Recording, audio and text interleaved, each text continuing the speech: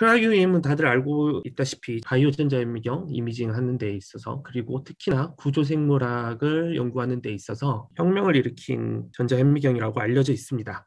이런 식으로 싱글 파티클 어널리시스나 크라이오 일렉트론 토모그래피 등을 당연히 할 수가 있고요. 형광현미경들과 코릴레이티브로 라이트 일렉트론 마이크로스코피 하는 것들이 되게 쉬워졌습니다. 그래서 이제 혁명이라고들 많이 표현하고요. 라지 볼륨 어널리시스도 이제 가능하고, 특히나 이 컴퓨팅을 통한 구조적인 것들을 이제 풀어나가는 데 있어서 아주 빠르게, 그러니까 쉽게 말해서 예전에는 이제 구조 연구 같은 거 할 때 크리스탈 같은 것들을 만들었어야 되는데, 그런 과정들을 배제하고 연구들을 진행할 수 있어서 아주 각광받는 장비로 알려져 있습니다. 오늘 발표를 해주실 분은 서머피셔에서 전자현미경 어플리케이션 팀의 라이프 사이언스를 담당하고 있는 최기주 수석님이십니다. 템, 샘 FIB, 마이크로시티, 아미라 아비조 트레이닝을 담당하고 계십니다. 그러면 발표를 들어볼 수 있도록 하겠습니다.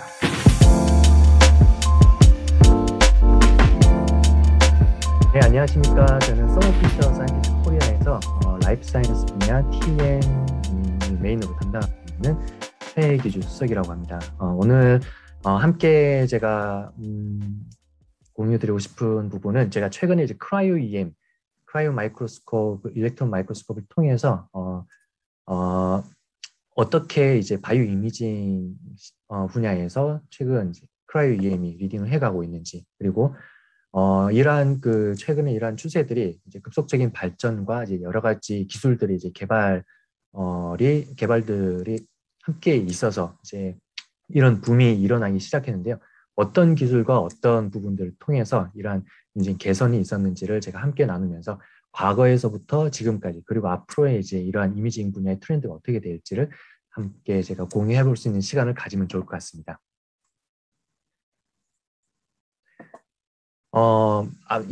아주 오래전부터 이제 연구자들은 이제 생명 현상을 이해하기 위해서 이제 여러 가지 방법으로 이제 연구를 하고 있지만, 그 중에 이미징 분야는 아마 꾸준하게 이제 지속적인 성장을 해온 분야라고 생각이 되고 있고요. 그래서 이제 광학 현미경이 개발이 되고 이후에 이제 더 좋은 분해능으로 사람들이 더 작은 이미지들을 분석하기 위해서 이제 전자현미경까지 이제 개발이 되어 있는 단계인데요. 궁극적으로는 아마도 조심스럽게 추정해 보건데, 아마 미래에는 지금 우측에 보신 이미지처럼 살아있는 우리 상태, 세포나 이제 조직 안에 일어나는 생명 현상들을 우리가 전자현미경 분해능 수준으로 실시간으로 분석할 수 있는 그런 시대가 오지 않을까라고 기대하고 있습니다.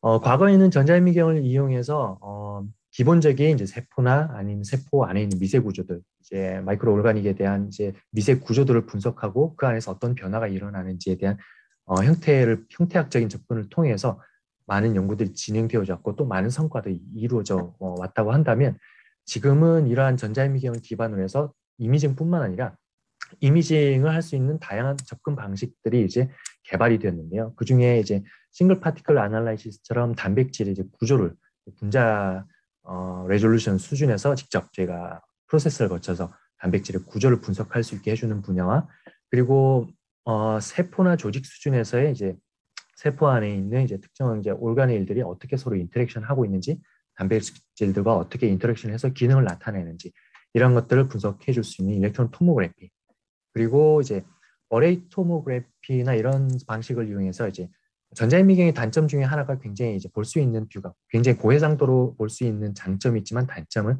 굉장히 좁은 영역을 볼 수밖에 없다라는 단점이 있었는데요. 그러한 부분들을 조금 더 이제 극복하기 위해서 이제 더 넓은 영역을 이제 또 더 큰 부피의 샘플을 이제 분석할 수 있는 이러한 이제 SEM 기반의 이제 분석 방법들이 이제 개발이 되어졌고요.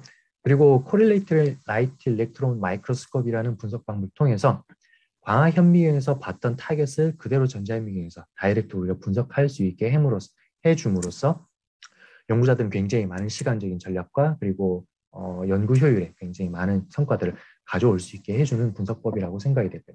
또 하나는 일렉트론 크리스탈로그래피라고 해서 이제 기존의 구조생물학자들은 XRM, 엑스레이 크리스탈로그래피 분석 방법에서 전자현미경을 이용한 이제 일렉트론 디프렉션 분석을 통해서 단백질의 구조를 분석할 수 있는 이러한 다양한 솔루션들이 제공이 되어졌다고 보시면 될 것 같습니다.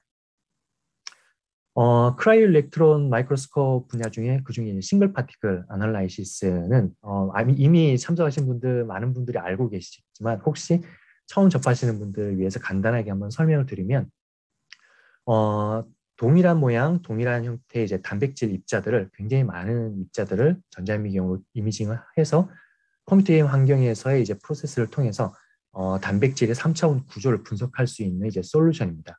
그래서 단백질 안에 있는 이제 특정 구조가 어떻게 변화가 컨포메이셔널 체인지가 일어나는지 기능적으로 어떤 변화를 나타내는지 분석하기 위해서 이제 사용되는 방식인데요.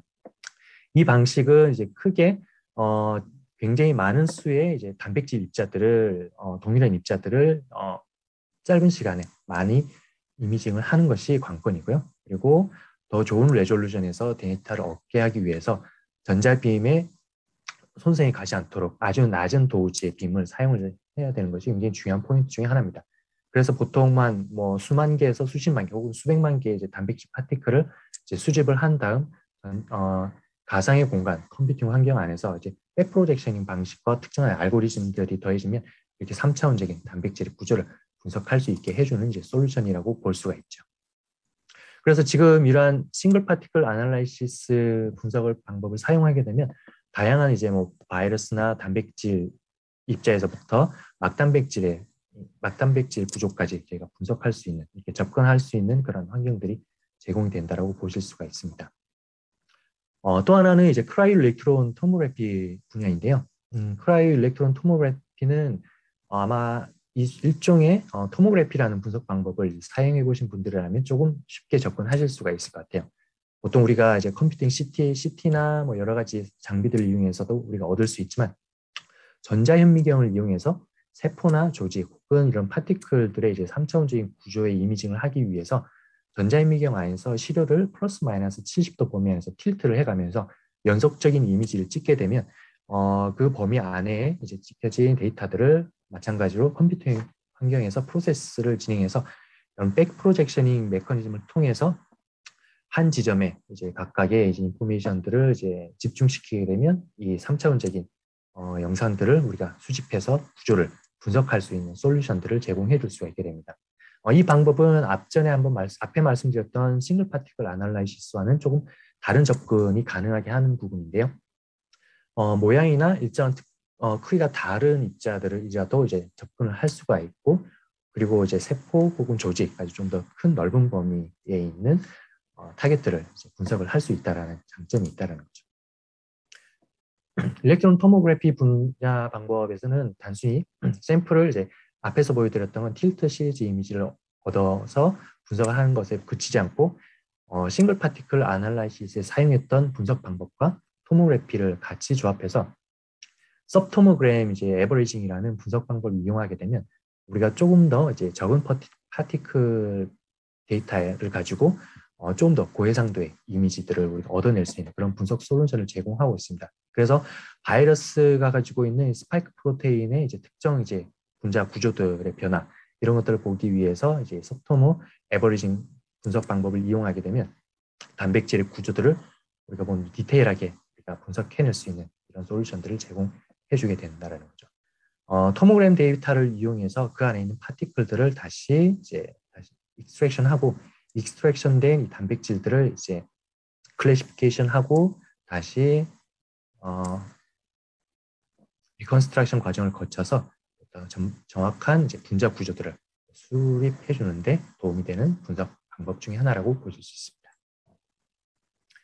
일렉트론 토모그래피는 이제 굉장히 급속도로 지금 발전을 하고 있어요. 예전에는 그냥 이제 케미컬 픽세이션 기반의 이제 세포 조직들을 이용해서 이제 토모그래피를 이제 얻는 방법에서는 이제 분해능의 레졸루션의 한계와 그리고 이제 프로세스하는 과정에서 케미컬 프로세스하는 과정에서 시료나 조직이 이제 형태학적인 그런 데미지를 형태학적인 변형을 가져오기 때문에 어느 정도 이제 디테일하게 들어갈 수 있는 접근할 수 있는 부분들은 제한적이었는데요. 크라이오 일렉트론 토모그래피가 이제 도입이 되면서 최근에는 이제 거의 이제 인시추 환경에서의 이제 구조들을 변화 없이 분석 더 높은 레졸루션에서 분석할 수 있는 환경들을 제공해주게 되었다라는 거죠. 그래서 이제 세포나 조직 안에 있는 각종의 이제 구조물들이 서로 어떻게 인터랙션하고 어떻게 생태학적인 변형을 일으키는지를 굉장히 좋은 분해능을 가지고 분석을 할 수 있는 환경이 마련되었다라고 볼 수 있습니다. 또 하나는 일렉트론 크리스탈로그래피라는 이제 분야인데요. 기존에 구조생물학자들은 이제 단백질의 구조를 분석하기 위해서 이제 엑스레이 기반의 이제 단백질 크리스탈을 이제 크게 만든 단백질 크리스탈을 엑스레이를 이용한 이제 디프렉션 패턴을 얻어서 거기에서 단백질이 어떻게 이제 구조를 형성하고 있는지를 분석을 했는데요. 그 부분에서 좀 여러 가지 좀 단점들이 좀 한계가 있긴 합니다. 그래서 그러한 한계들을 극복하고 전자현미경에서 이제 분석할 수 있게 하기 위해서 마이크로이디라는 솔루션들이 제공이 되기 시작했는데요. 마이크로이디는 마이크로 사이즈의 이제 크리스탈을 단백질 크리스탈을 전자현미경 안에서 제가 디프렉션 패턴을 이제 여러 가지 다양한 틸트 시리즈의 디프렉션 패턴을 얻어서 이제 프로세싱을 거친 다음에 단백질의 구조를 분석할 수 있게 해주는 솔루션이라고 볼 수 있습니다. 이러한 이제 크라이오 EM 기반의 이제 분석 솔루션들이 이제 제공이 되면서 2000년대에 이제 들어서면서 굉장히 많은 연구자들이 이제 크라이오 EM을 이용한 이제 단백질 구조들을 분석할 수 있는 환경들이 주어지고 인프라들이 이제 형성이 되면서 많은 결과들이 이제 매년 등재되고 있는데요. 구조생물학자들이 이제 단백질의 구조를 풀기 위해서 기존에 이제 사용했던 이제 XRD나 이제 NMR 이용해서 이제 많은 연구들이 진행해왔고 굉장히 효율적으로 사용되어 왔지만 여기서도 굉장히 다양한 한계점들이 있었기 때문에 최근에 이제 크라이오 EM을 통해서 이러한 부분들이 많이 극복이 되고 또 많은 부분 이제 접근하는 방법에 있어서 이제 크라이오 EM으로 전환되고 있는 시점이라고 볼 수가 있을 것 같습니다. 엑스레이 크리스탈로그래피 이제 여러 가지 이제 솔루션들을 이제 전자현미경으로 가져와서 크라이오 EM에서는 단백질을 크리스탈로 만들지 않은 상태에서 다이렉트로 이미징을 분석을 할 수 있기 때문에 보다 짧은 시간에 더 빠른 데이터들을 얻을 수 있는 그런 장점도 주어지게 됐고요. 최근에는 이제 이 싱글 파티클 아날라이시스를 통해서 굉장히 다양한 접근들이 이루어지고 있는데요. 그래서 얼마만큼 좋은 레졸루션으로 단백질의 구조를 풀 수 있는지에 대한 그러한 부분들을 통해서 최근에는 뭐 과거에 불과 한 2년 전만 해도 한 1.8옹스트롱 때 이제 단백질의 이제 구조가 풀렸다고 한다면 최근에는 이제 1.6옹스트롱 가장 최근에는 거의 1.12옹스트롱 정도까지 이제 레졸루션을 제공하면서 거의 이제 엑스레이를 이용한 크리스탈로그래피에 접근한 정도의 분해능을 제공해주는 수준까지 도달했다고 볼 수 있습니다. 그리고 이제 1.7 메가달톤의 굉장히 거대한 라지 멤브레인 프로테인뿐만 아니라 가장 64kilo 달톤의 헤모글로빈과 같은 굉장히 작은 단백질까지 전자현미경을 이용해서 구조를 분석할 수 있는 그러한 환경들이 주어졌다는 거죠. 그래서 최근에 업데이트된 이제 데이터들을 보면 이제 싱글 프로테인 아포페리틴을 이용해서 1.2옹스트롱이 이제 레졸루션까지 분석하게 해놓아서 단백질이 가지고 있는 기본 백본에 옆에 붙어 있는 사이드 체인의 구조까지 명확하게 우리가 구별할 수 있을 정도의 레졸루션이 제공이 되고 있고요. 그리고 멤브레인 프로테인까지 거의 2옹스트롱 이하로 그 구조를 풀 수 있는 한계가 넘어섰다라고 볼 수가 있을 것 같습니다. 이런 싱글 파티클 아날라이시 분석을 제가 과거에서부터 지금까지 데이터로 우리가 통계를 좀 살펴보면 가장 최근에는 거의 이제 평균 한 5옹스트롱 정도, 5옹스트롱에서 6옹스트롱 정도 때까지 단백질 구조들이 이제 등록이 되고 있고 가장 베스트 레졸루션으로는 거의 1.1옹스트롱 때까지 떨어졌다라는 것을 볼 수 있습니다. 이 그림을 보면 굉장히 혁신적인 그래프라고 보실 수가 있죠. 이 점점 더 전자현미경을 이용한 단백질의 구조를 우리가 더 좋은 해상도로 분석할 수 있다는 것, 그만큼 더 연구자들이 정확하고 효과적인 이제 단백질의 구조를 분석할 수 있게 해주는 베이스라고 볼 수가 있을 것 같습니다. 그리고 매년 이 이제 EM 데이터베이스에 등록되고 있는 이제 단백질과 이제 여러 가지 구조들에 대한 데이터들이 이제 증가하고 있는데요. 최근엔 굉장히 급속도로 이러한 이제 결과들이 이제 등록이 되고 있습니다. 이것은 그만큼 크라이오 EM 전 세계적으로 크라이오 EM에 대한 이제 인프라가 굉장히 확정이 되고 있고 연구자들이 더 활발하게 단백질의 구조들을 이제 분석하고 있다라는 반증이라고 볼 수 있죠. 그 중에 90% 정도 이상이 저희 장비를 이용해서 분석이 이루어지고 있다라는 부분이 한 번 더 말씀드리고 싶습니다. 그리고 단백질의 이제 분자 모레큘 웨이트에 따른 이제 분포를 한번 살펴보면 대부분 한 10% 이하는 거의 250kDalton 이하의 굉장히 저분자 단백질들이 이제 분석이 되어지고 있고요. 거의 한 45% 정도는 250kDalton에서 1메가달톤 정도의 단백질의 크기, 그리고 1메가달톤 이상의 이제 단백질들이 한 30, 40% 정도 이상의 분포를 차지하고 있습니다. 그리고 이제 구조적으로 보면 레졸루션은 대부분 이제 가장 많은 이제 비중을 차지하고 있는 건 5옹스트롱 이하대 단백질 구조들인데요. 과거부터 최근까지 살펴보면 거의 굉장히 이 부분의 대부분 단백질들이 이제 점점 이제 레졸루션들의 이제 변형이 점점 더 하이 레졸루션 비중이 높아지고 있는 것들을 제가 살펴볼 수가 있습니다. 그래서 거의 이제 1옹스트롱 초반대까지 이제 단백질의 구조를 전자현미경을 이용해서 이제 저희가 풀 수 있다라는 그러한 접근들은 최근 이제 여러 가지 장비들의 이제 개발들이 이제 많이 이루어졌다라는 것을 저희가 볼 수가 있는데요. 대부분 이런 데이터들을 살펴보면 기본적인 이제 300kV의 이제 장비를 이용해서 좀 더 개선된 다이렉트 일렉트론 디텍터를 사용하고, 그리고 여기에 이제 굉장히 저분자량 그리고 굉장히 콘트라스트를 더 증가시킬 수 있는 방식을 사용하기 위해서 여러 가지 이제 에너지 필터를 사용함으로써 이러한 레졸루션에 접근이 가능하게 되지 않았을까라고 생각이 되고 있습니다. 그래서 64kDalton의 이제 헤모글로빈 같은 경우는 굉장히 저분자량의 단백질이기 때문에 기존의 방법에서는 콘트라스트가 워낙 낮아서 저희가 접근하는 데 굉장히 어려움이 있었지만, 최근에는 이러한 이제 에너지 필터링 기술을 이용해서 단백질의 이제 콘트라스트를 더 증가시켜주기 때문에 그만큼 더 크라이오 일렉트론 마이크로스코피를 이용해서 분석할 수 있도록 접근성이 더 높아졌다고 볼 수가 있습니다.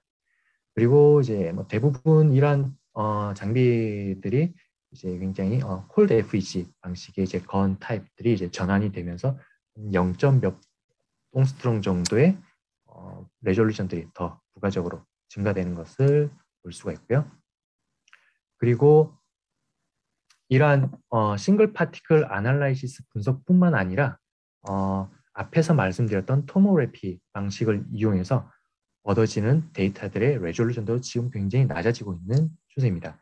그래서 동일한 파티클들을 이제 싱글 파티클 아날라이시스를 이용해서 분석을 했을 때는 한 2옹스트롱 때까지 15만 개 파티클을 사용했을 때 2옹스트롱까지 데이터를 우리가 얻을 수 있다라고 한다면, 서브토모그래프 방식을 이용했을 때는 6,000개의 파티클을 이용해서 거의 3옹스트롱 때까지 구조를 풀 수 있는 정도의 수준이기 때문에, 이러한 분석 방법들을 우리가 활용하게 되면 좀 더 이제 적은 파티클을 이용해서도 하이 레졸루션의 데이터를 얻을 수 있는 그러한 방식이라고 볼 수가 있고요. 그리고 이러한 방식을 이제 우리가 좀 더 유용하게 접근하기 위해서는 이러한 장비들이 이제 제공할 수 있는지 여러 가지 이제 분석 시스템들이 또 중요한데요. 그 중에서 이제 에너지 필터링을 이용한 분석 방법을 사용했을 때 이런 서브토모그램에서 좀 더 효율적인 더 좋은 결과들을 제공해 줄 수 있다라는 점을 가지고 있습니다. 일렉트론 토모그래피는 앞에서 보셨던 건 서브토모그램을 활용한 이제 단백질의 이제 구조 분석뿐만 아니라 이제 세포나 조직 안에 있는 이제 셀룰 오르가네일의 어떤 구조 그리고 인터랙션들을 우리가 더 디테일하게 보여줄 수 있는 이제 기반이 마련되는데요. 기존의 컨벤셔널 일렉트론 토모그래피를 사용했을 때는 세포 안에 있는 이제 단백질의 구조나 이제 멤브레인의 디테일한 인터랙션을 제가 보기에는 한계가 있었습니다. 하지만 크라이오 일렉트론 마이크로스코프를 활용하게 되면 레졸루션이 훨씬 더 증가하고 거의 이제 세포가 살아있는 상태, 수분을 포함하고 있는 상태의 컨디션을 그대로 유지한 상태에서 이미징을 하기 때문에 저희가 좀 더 디테일한 결과들을 보여줄 수가 있는데요. 그래서 보시는 것처럼 이제 세포 안에 있는 단백질의 구조를 거의 10옹스트롱 이하의 레졸루션에서 우리가 볼 수 있기 때문에 단백질이 어떻게 세포 소기관들과 인터랙션 하면서 변화를 보여주는지를 우리가 분석할 수 있는, 그리고 일렉트론 토모그래피의 가장 큰 장점 중에 하나는 인시추 환경에서 분석을 가능하다라는 거죠. 결국 세포 안에 있는 단백질을 따로 이제 분리 정제해서 분석하는 과정에서는 단백질의 변형이 생길 수도 있다라는 것을 우리가 배제할 수가 없는데요. 그러한 부분들을 이제 고려했을 때 인시추 환경에서 분석하는 것은 굉장히 또 중요한 의미가 있다라고 볼 수가 있습니다.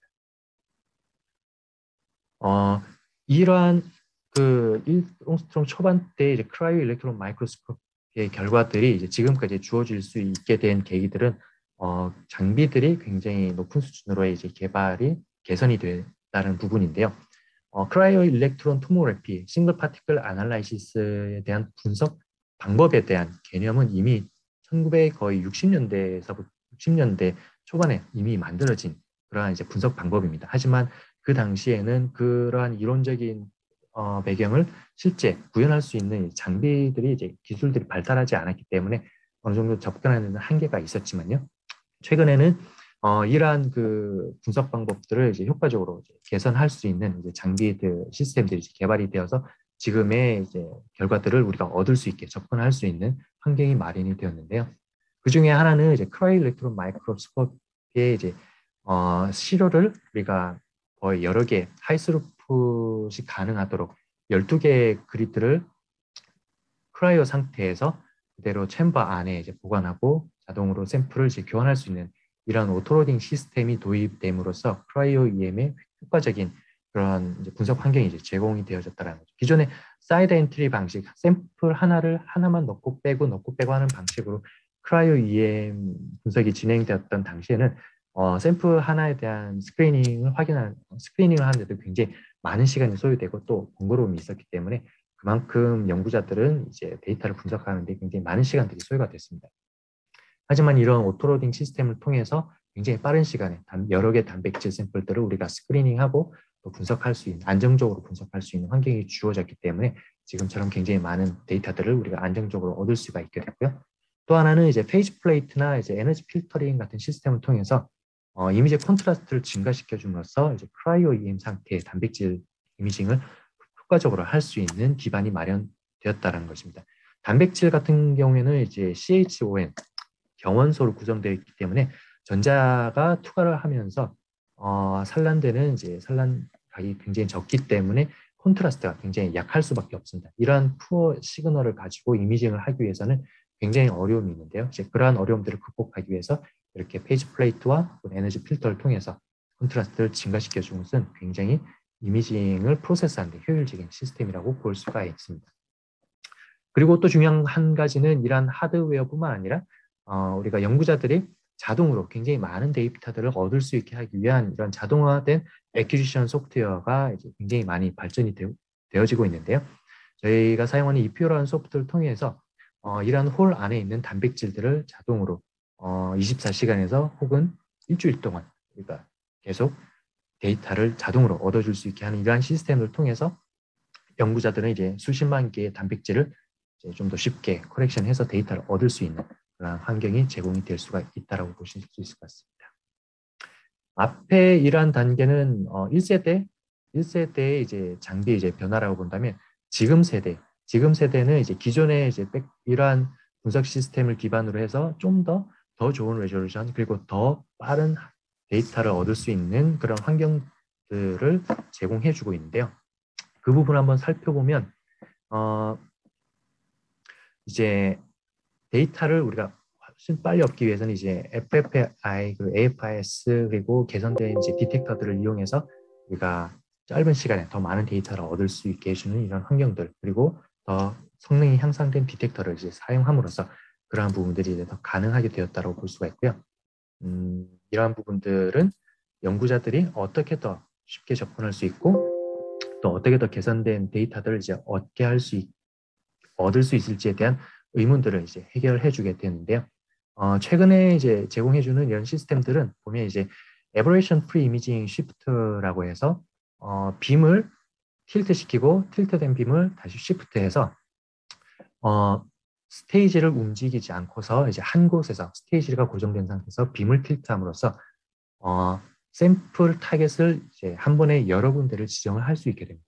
그래서 지금 기존 방식은 하나의 홀을 빔을 이제 스테이지를 선택해서 이미지를 찍고 거기서 다시 스테이지를 이동한 상태에서 포커스하고 드리프트를 수정하고 거기서 이미지를 찍고 하는 방식이었기 때문에 시간이 이제 다소 소요가 됐는데요. 한 포인트에서 포커스를 하고 이제 드리프트를 이제 고정을 한 다음 한 선택한 홀 주변을 동시에 이제 빔을 틸트하는 방식으로 찍게 되면 굉장히 짧은 시간에 이제 많은 이미지를 이제 찍을 수 있는 환경을 제공해 줄 수 있게 되고요. 또 이제 프리 이미지라는 것은 우리가 빔의 일루미네이션 에어리어를 이제 좁히다 보면 가장자리 부분에 이제 빔이 이제 산란되면서 생기는 이제 프린지 패턴들이 나타나게 됩니다. 그럼 이러한 프린지 패턴 때문에 이제 우리가 이미징을 할 수 있는 영역이 굉장히 작아지게 되는데요. 이러한 부분들을 이제 개선함으로써 빔을 굉장히 작게 만들 수가 있고 한 홀 안에서도 여러 영역들을 이제 분산을 해서 이미지들을 이제 여러 섹션들을 이미지를 찍을 수 있게 하기 때문에 하나의 홀에서 굉장히 많은 이미지들을 찍을 수 있는 이러한 환경들을 제공해 주게 되었다는 거죠. 이러한 환경이 결국은 제가 제공되어지게 되면 우리가 시간당 얻을 수 있는 데이터의 이미지 장수는 굉장히 증가하게 됩니다. 결국 우리가 짧은 시간에 많은 데이터를 얻는다는 것은 그만큼 연구자들이 데이터 프로세스를 하기 위한 데이터 어큐션 시간을 줄일 수가 있다는 거죠. 지금 컴퓨팅 환경과 이러한 시스템들이 이제 도입이 개선이 되어진 이전 시기에서는 단백질 하나를 우리가 분석하기 위해서는 이미지를 찍고 프로세스하는데 일주일 이상 뭐 걸리 적이 꽤 많았어요. 그러면 일주일 뒤에 결과를 보고 이걸 보정했대 하면 다시 수정해서 실험을 해서 다시 이미지 찍고 그러다 보면 한 달, 6개월, 1년이 금방 지나가 버리는데 최근에 이러한 부분들이 거의 하루 이틀, 3일 안에 저희가 피드백이 가능하기 때문에 굉장히 빠른 연구 시스템들을 우리가 제공할 수 있다는 장점들이 있다는 거죠. 그리고 에너지 필터 시스템은 얼마만큼 안정적으로 이 제로로스에 대한 영역을 우리가 안정적으로 보여줄 수 있느냐를 이제 제공해 준 것들이 큰 관점인데요. 결국은 이런 안정적으로 필터링된 이 시스템들을 이제 제공함으로써 우리가 오랜 시간 동안 이미지 데이터들을 자동으로 얻을 수 있게 되었다는 것입니다. 에너지 필터를 사용하게 되면 우리가 좀 더 낮은 디포커스 값에서 낮은 디포커스를 쓴다라는 건 그만큼 더 하이 레졸루션 이미지 데이터에 접근할 수 있다라는 부분이고요.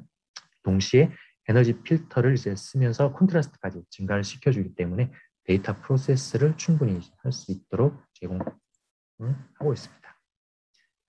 이러한 시스템들은 결국은 이제 우리가 연구자들이 더 적은 분자량의 이제 단백질에서부터 그리고 짧은 시간에 더 많은 데이터를 얻을 수 있는 환경을 제공함으로써 좀 더 효과적인 이제 단백질 구조 분석을 위한 연구 시스템 인프라를 제가 구축할 수 있는 그런 시스템을 제공해 줄 수 있다고 보고요. 최근에는 이러한 하드웨어뿐만 아니라 이러한 프로세스를 하고 데이터를 관리하고 이 데이터에서 얻어지는 이제 시스템들 우리가 모니터링하기 위한 이러한 환경들을 우리가 실시간으로 이제 확인할 수 있는 시스템들이 제공이 되어져 있고 하나의 서버에서 통합을 해서 연구자들이 이제 장비에 접근하고 결과를 우리가 확인할 수 있는 시스템들이 제공이 되고 있는데요.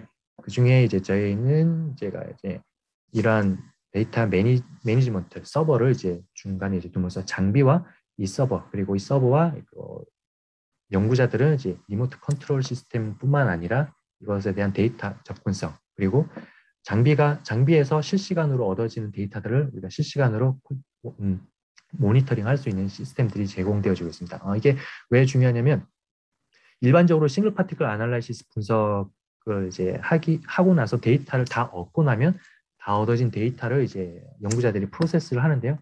모션 코렉션을 통해서 모션을 코렉션을 하고 그리고 CTF 에스티메이션을 통해서 얻어진 이미지의 이제 레졸루션이 어느 정도 나오는지를 판별하고 그 데이터를 가지고 이제 단백질 이제 프로세스를 진행을 하게 되는데 애초에 샘플 자체가 이제 우리가 좋지 못할 경우에는 결국은 결과가 데이터가 다 얻어진 다음에 확인이 가능했다라는 거죠. 그렇게 되면 이 단백질이 잘 만들어져 있는지 우리가 하이 레졸루션의 인포메이션을 얻기 위해서 충분히 사용할 수가 있는지 없는지 유무를 판단하기 위해서는 이미 시간이 굉장히 지난 다음에 우리가 확인할 수가 있었는데요. 실시간으로 우리가 이 단백질의 상태를 우리가 이미지의 퀄리티를 확인할 수 있는 시스템은 굉장히 우리가 빠른 시간에 이 프로세스를 이제 진행할 수 있는 그런 환경이 제공될 수 있는 굉장히 유용한 소프트웨어라고 볼 수가 있습니다. 그리고 이 환경을 통해서 연구자들은 직접 또 리모트 환경에서 상태를 모니터하고 장비를 컨트롤하고 또 데이터를 우리가 가져갈 수 있는 이러한 시스템들은 그동안 최근에 연구자들이 이 싱글 파티클 아날라이시스 분석을 하면서 가져왔던 그런 불편한 부분들을 굉장히 상당 부분 개선할 수 있는 시스템이라고 볼 수가 있을 것 같아요. 이러한 장비와 하드웨어뿐만 아니라 최근에는 이제 분석 방법의 개선이 많이 이루어졌습니다. 기존에는 이제 토모그래피를 하기 위해서는 세포나 조직은 이제 울트라 마이크로톰 그리고 크라이오 환경에서 분석하기 위해서는 크라이오 울트라 마이크로톰을 이용해서 시료를 얇은 절편을 만들어서 이제 TEM에서 분석을 해야 되는 상황이었는데요. 크라이오 마이크로톰을 이용하게 되면 우리가 얇은 섹션을 만드는 정도는 충분히 가능하지만 여러 가지 제한점이 있습니다.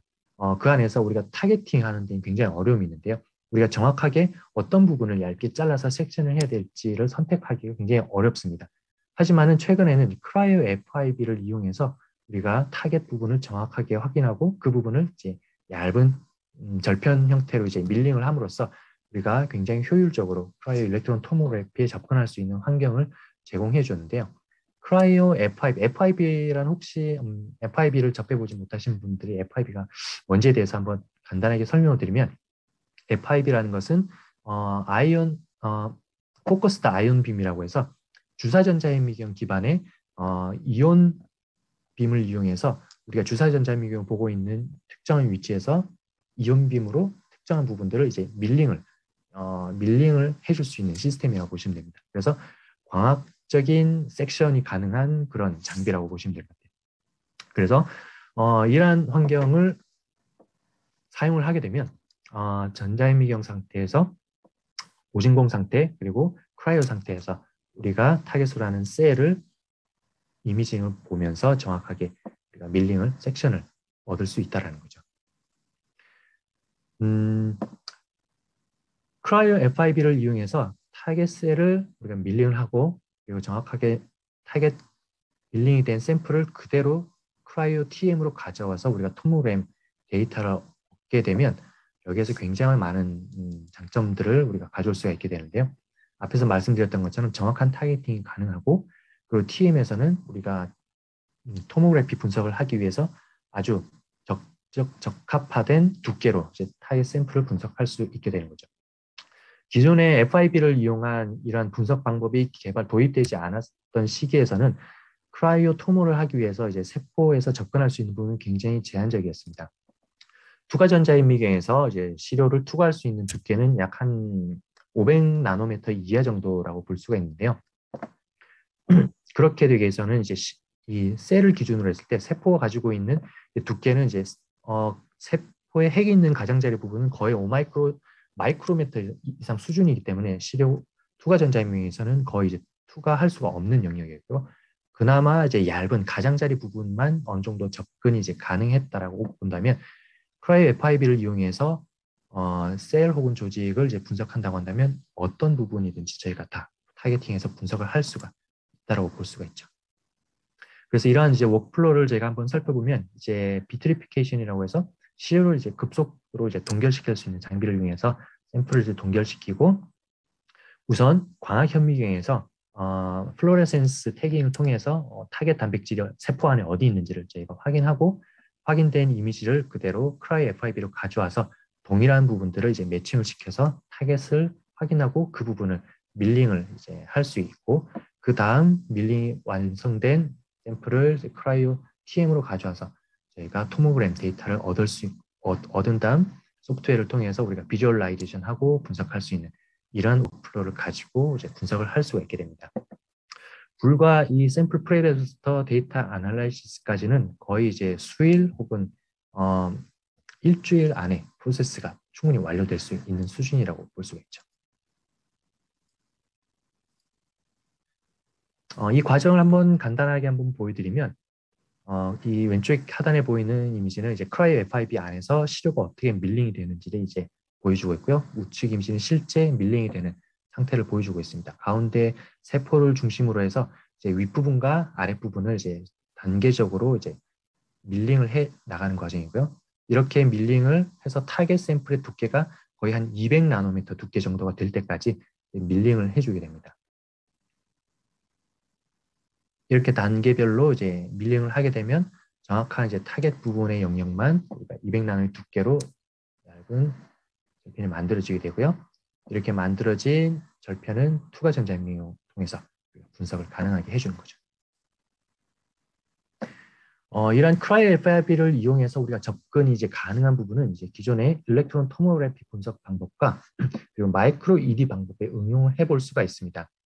마이크로 ED라는 건 앞에서 한번 설명드렸던 것처럼 기존의 크리스탈로그래피는 이제 굉장히 수마이크로 이상, 수십 마이크로 이상으로 단백질을 결정화해서 우리가 XRD를 이용해서 엑스레이를 이용해서 디프렉션 패턴을 분석했는데요.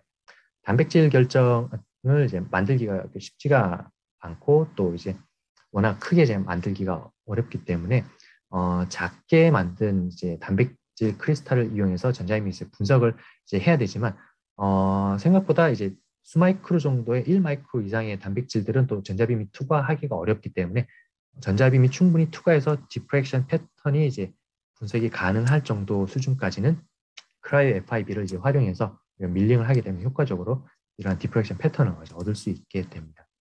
그래서 크라이오 이제 일렉트론 토모그래피 같은 경우에는 앞에서 보셨던 것처럼 세포를 이제 마이크로 크라이오 핍 안에서 제가 밀링을 해서 이 구조들을 밀링된 구조들을 이제 단백질 분석을 했다고 한다면요. 마이크로 ED 같은 경우에는 보시는 것처럼 크리스탈 상태의 이 샘플을 이제 동일한 방식으로 제가 위와 아랫 부분을 이제 밀링을 하면서 거의 한 500나노 이하 정도의 두께까지 이제 밀링을 해주게 됩니다. 이렇게 밀링이 되게 되면 여기서 얻은 이제 단백질들은 이제 연속적으로 엔자이밍 안에서 이제 틸트 시리즈로 디프렉션 패턴을 얻어 프로세스를 진행을 하게 되면 단백질의 이제 구조를 분석을 할 수 있게 되는 거죠. 과거에서 현재까지 장비들의 개발의 이제 트렌드를 살펴보면 과거에는 이제 장비들을 좀 더 이제 높은 좋은 분해능으로 이제 이미지를 분석할 수 있도록 하기 위한 그런 퍼포먼스 위주의 개발이었습니다. 그래서 거의 이제 레졸루션의 이제 경쟁이었죠. 그래서 더 좋은 분해능을 얻기 위해서 장비들이 이제 디자인이 되고 모디파이가 되면서 장비들이 이제 지금까지 발전을 해 왔다고 한다면 최근에 장비들의 이제 디벨롭먼트 트렌드를 보면 자동화에 초점이 맞춰져 있습니다. 어떻게 하면 유저들이 좀 더 쉽게 장비를 사용하고 또 자동화된 소프트웨어나 시스템을 통해서 우리가 이제 더 짧은 시간에 효율적으로 데이터를 우리가 얻어줄 수 있는지, 그리고 더 많은 어플리케이션들을 활용할 수 있도록 이런 소프트웨어의 많은 개발들이 있어졌다고 볼 수가 있죠. 하지만 이제 앞으로는 장비가 어떤 방향으로 이제 개발되어질지에 대한 부분들을 제가 한번 간단히 살펴보게 되면, 최근에 저희 회사에서 이제 툰드라라는 이제 장비가 이제 런칭이 됐습니다. 이 장비의 이제 개발의 동기는 최근에 2017년 크라이오 EM으로 노벨상을 받은 이제 그 제안이 있었는데요. 좀 더 많은 연구자들이 쉽게 크라이오 EM 인프라를 활용할 수 있게 하기 위해서 이 장비들이 이제 개발이 됐습니다. 이 장비들은 보면 대부분 장비들을 보면 이제 오토메이션이 기반이 되는데요. 사용자들은 이제 샘플 준비까지만 하고 어느 정도의 이제 필요한 부분 세팅을 해주게 되면 장비들이 그 타겟 영역들을 찾고 이미지를 촬영하고 데이터를 얻을 수 있게 해주는 이러한 시스템들의 구현이라고 볼 수 있죠. 그래서 이러한 오토메이션 기능을 통해서 연구자들은 더 많은 시간들을 연구에 좀 집중할 수 있도록 그런 환경들이 제공되어지고 있습니다. 이런 시스템들은 연구자들이 좀 더 쉽게 장비를 이제 사용할 수 있게 해주는데요. 전자현미경을 처음 사용하시는 분들, 그리고 사용한 지 얼마 안 되신 분들은 왜 이렇게 장비 사용이 어렵죠? 그리고 처음 되게 어려움을 이야기하고 있습니다. 왜냐하면 장비를 기본적으로 전자현미경이라는 장비를 사용하기 위해서는 전자빔을 온라인하고 이 안에서 전자현미경 분석하는 동안 발생될 수 있는 여러 가지 다양한 이제 파라미터들이 이제 이미지 퀄리티에 중요한 영향을 미치게 되는데요. 그 모든 것들을 컨트롤하기 위해서는 정확하게 전체 옵틱을 이해를 해야 되고 시료와 전자가 인터랙션 되면서 생성되는 시그널들을 해석해야 되는데, 그러한 부분들이 처음 사용자들은 너무 접근이 어렵다는 거죠. 그래서 바탕이 된 개념은 누구나 쉽게 이제 사용할 수 있도록 기존에 이제 좀 어렵다고 느껴졌던 부분들은 이제 컴퓨터 소프트웨어가 다 자동화로 처리할 수 있는 시스템으로 바뀌어져 가고 있습니다. 그래서 사용자들은 우리가 원하는 부분이 어디야? 그리고 이쪽 부분을 우리가 이러한 조건으로 촬영하고 싶어. 라는 정도의 시그널만 주게 되면 나머지는 소프트웨어가 그런 부분들을 이제 알아서 이미징 할 수 있게 해주는 시스템이 이제 마련됐다라는 거죠. 또 하나는 이러한 시스템에 이제 AI가 이제 도입이 되고 있다는 겁니다. 결국은 이제 시료의 상태, 장비의 모든 컨디션이 동일하지만 시료의 상태 그리고 시료의 종류에 따라 또 보는 이미지가 달라지고 또 우리가 이미징을 하는 조건들이 많이 달라질 수가 있는데 그러한 부분들은 이제 충분한 경험이 있는 사람이 아니라면 쉽게 이걸 판단하고 또 우리가 이것을 보정해 가는데 어려움이 있습니다.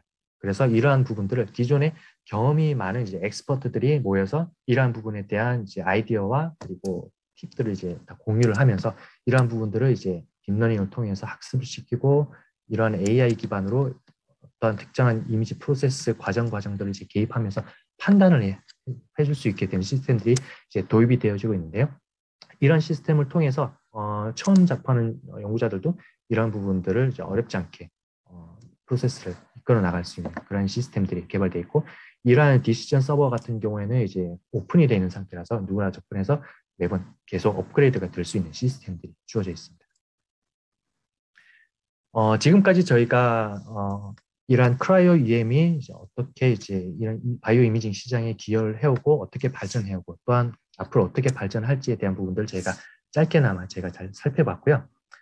저희가 이러한 부분들에 대해서 우리가 최근에 좀 많은 크라이오 EM 인프라들이 이제 국내에도 어느 정도 이제 확장이 되어져 가면서 느꼈던 것 중에 하나가 이제 시스템은 도입이 됐지만 이제 결국은 이제 이걸 사용하면서 시작하게 되는 부분들은 굉장히 대부분 다 비기너들이기 때문에 저희들이 많은 부분들에 있어서 시행착오를 또 겪어야 됩니다. 하지만 이러한 부분들을 우리가 서로 공유할 수 있게 저희가 사이트를 준비를 했는데요.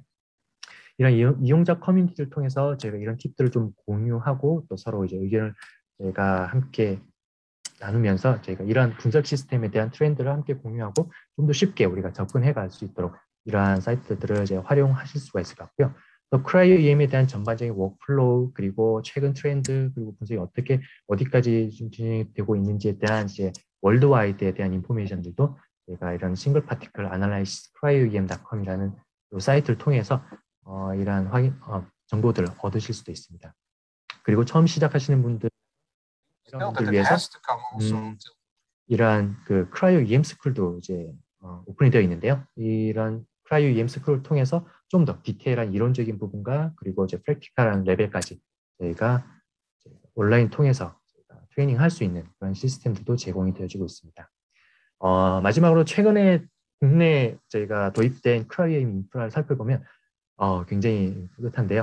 2015년도 오찬 KBSI에 저희가 300kV 타이탄 크라이오스가 최초에 도입된 이후 제가 2018년부터 최근까지 굉장히 짧은 시간에 굉장히 많은 크라이오 EM이 전국적으로 저희가 인프라가 이제 구축이 되고 있습니다. 많은 시스템들도 구축이 되고 있지만 더 중요한 건 더 필요하다고 느껴지는 건 이 시스템들을 활용할 수 있는 이제 인력들에 대한 제가 인프라도 굉장히 필요한데요. 그래서 좀 더 많은 관심 있으신 많은 분들이 이 크라이오 EM에 함께 참여하고 또 여기서 트레이닝 받고 또 연구자들이 더 좋은 결과를 얻으실 수 있는 그런 환경이 좀 더 빠른 시간에 저희가 구축되기를 이제 희망하고 있습니다. 지금까지 강의를 들으신 분께 감사드리고요. 질문 있으시면 질문 부탁드리도록 하겠습니다. 감사합니다.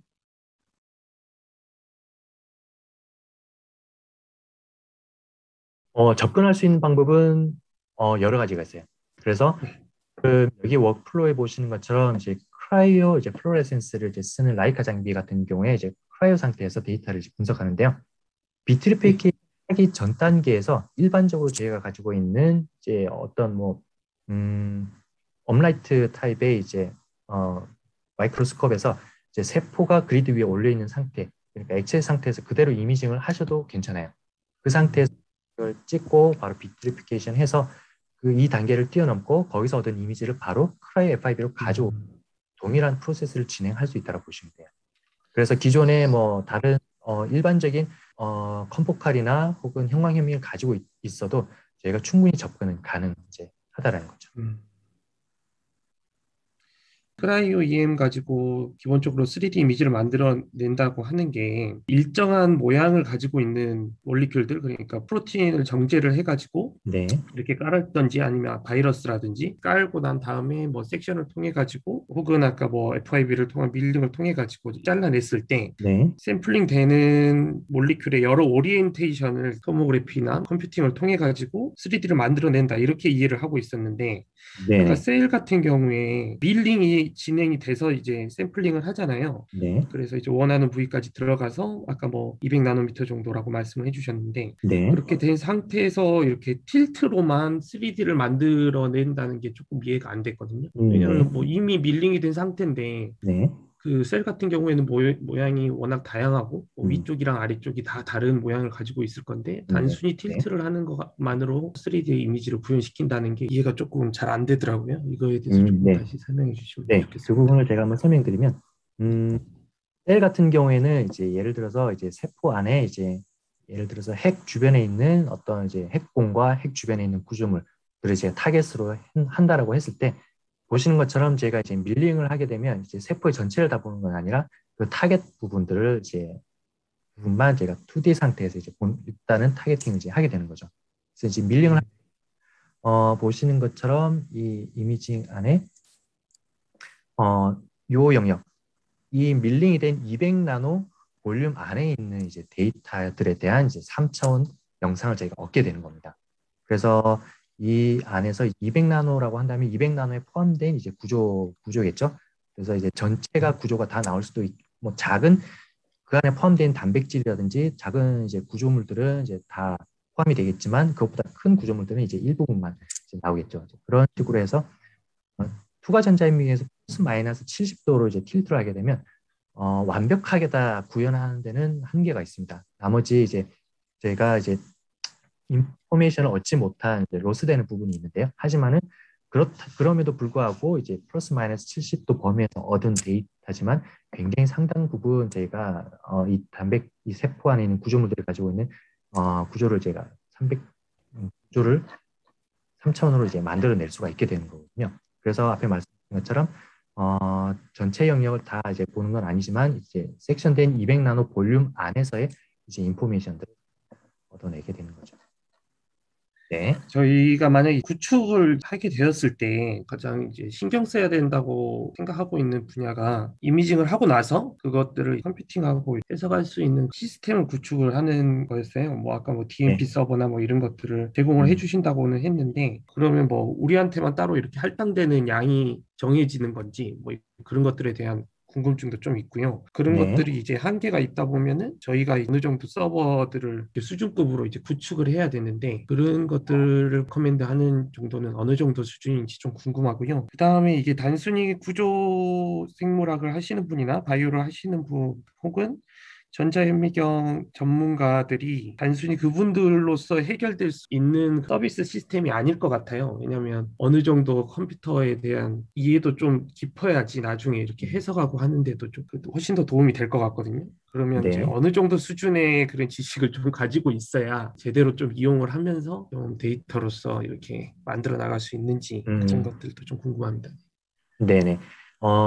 우선 이제 첫 번째 질문에 이제 시스템 관련해서 한번 답변을 드리면, 이런 식으로 이제 보통은 이제 데이터 매니지먼트 시스템을 기반으로 이제 연결을 시키지만 데이터를 저장하고 이제 하는 기본적인 스토리지 시스템을 이제 로컬에 보통 다 이제 두게 음, 됩니다. 그래서 네. 로컬에 이제 기본적으로 제가 장비가 들어갈 때 한 40테라 정도의 이제 데이터 스토리지 서버가 제공이 되지만, 또 많은 이제 사이트들을 보면 이제 그런 부분들은 이제 자체적으로 이제 서버 스토리지를 또 따로 이제 준비를 하시더라고요. 그래서 더 많은 데이터를 이제 저장할 수 있고 접근할 수 있도록 그런 서버들을 이제 따로 이제 개별적으로 이제 준비를 하시기도 하고요. 그래서 만약에 필요하다면 제공되는 40테라에 더 추가를 해서 이제 로컬에다가 이제 구축을 하게 되면 이제 데이터 매니지 시스템을 통해서 저희가 다 접근을 이제 하게 되는 거죠. 저장하는 시스템은 따로 저희가 메인 이러한 서버에 이제 저장 공간을 이제 제공을 하는 게 아니기 때문에 크게 그런 부분은 이제 제한이 없다라고 보시면 될 것 같습니다. 네. 그리고 뒤에 말씀해 주신 것도 하셨던 것처럼 저희들 보면 이제 데이터 단백질 프로테인 정제하고 추출하고 EM 프로세스를 하고 데이터 프로세스 크게 세 가지 분야의 이제 기술이 이제 같이 접목이 돼야지 하나의 시스템이 완성이 될 수가 있다라고 볼 수가 있어요. 그래서 단백질 정제 분리할 수 있는 기술을 또 가지고 있어야 되고 전자현미경 운영할 수 있는 기본적인 또 테크닉도 있어야 되고 또 데이터 프로세스를 할 수 있는 컴퓨팅 기반 프로세스 기반할 수 있는 테크닉도 또 필요하게 되고 그래서 한 사람이 이 모든 걸 다 진행하는 데는 그렇게 많지는 않지만 또 어느 정도씩 다 접근을 하고 있어요. 그래서 이제 팀 구성이 이제 중요할 것 같고요.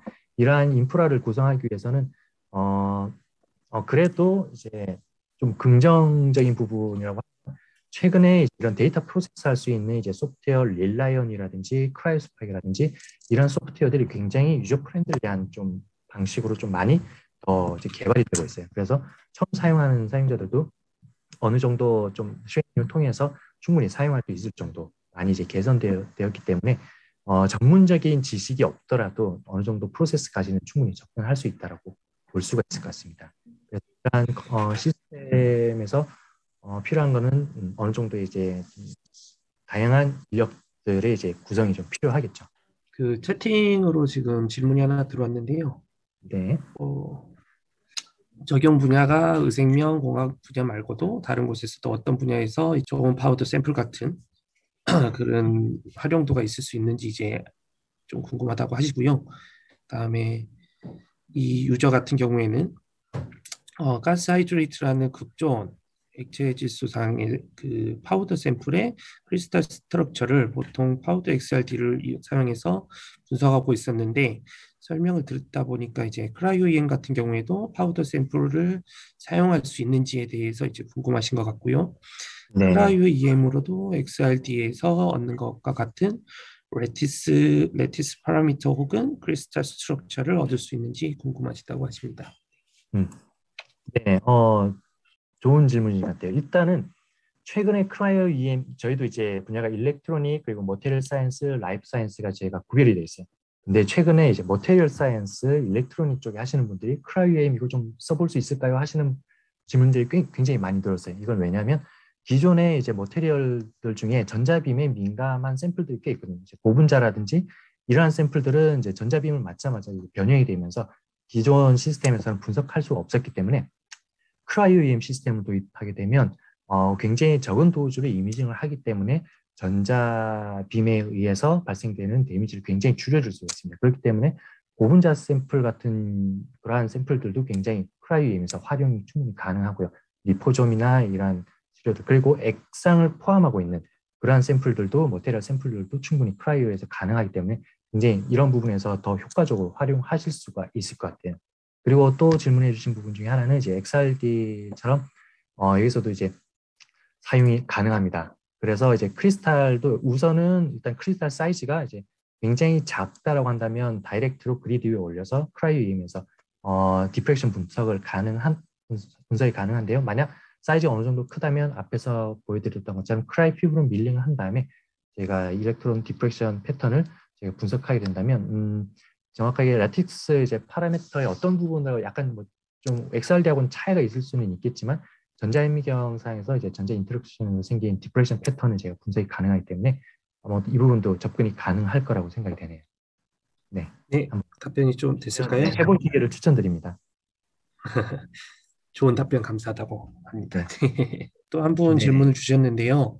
네, 그 툰드라에 대해서 아무래도 좀 더 설명을 듣고 싶나 봐요. 이제 새로 나왔다 보니까 동영상에서 이제 툰드라 동영상에서 봤을 때 네, 그리드를 하나씩 사용할 수 있는 것처럼 나왔는데 맞는지 좀 네, 궁금하다고 하시네요. 네. 툰드라 설명드릴게요. 툰드라는 이제 굉장히 이제 기존의 크라이오 EM 시스템에서 접근 가능할 수 있게 하기 위해서 좀 더 이제 저가의 그런 시스템으로 이제 개발이 되다 보니까 기존의 오토로더 시스템이 장착이 되어 있지는 않아요. 컬럼안에. 그래서 기존 방식은 12개 샘플을 컬럼 안에 넣고 제가 분석을 했다라면 지금 이 툰드라 시스템은 한 번에 5개를 일단은 옆에 있는 로딩 스테이션에 제가 저장을 해 놓을 수는 있어요.